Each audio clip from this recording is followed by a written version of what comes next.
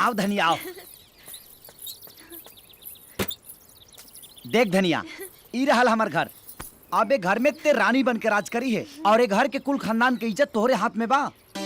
कितना सुनर घर बा और आंगन भी कितना सुनर बा और द्वार भी कितना बड़ा प्यारा बा और शौचालय केने बा।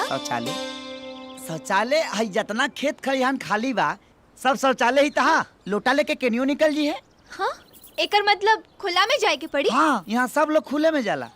वाह रे मर्द, एक ओरी कहत आरो कि खानदान के मर्यादा और कुल के इज्जत संभाल के रखी है और दूसरा ओरी खुला में शौच करे खातिर भेजे तारो। ऐसे तुम्हार खानदान के इज्जत बची। अरे ई तो हम कबो सोचबे ना कइनी।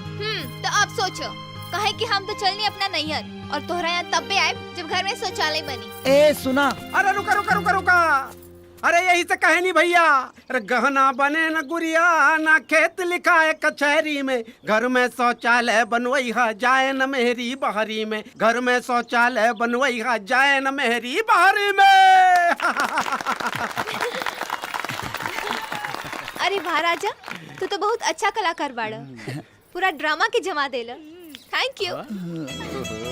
Partner partner. हाँ जी मैम जी। लगा तो तोर दाल गल गई। कौन दाल? खेसारी के दाल आजकल ढेर गल जाता है जी।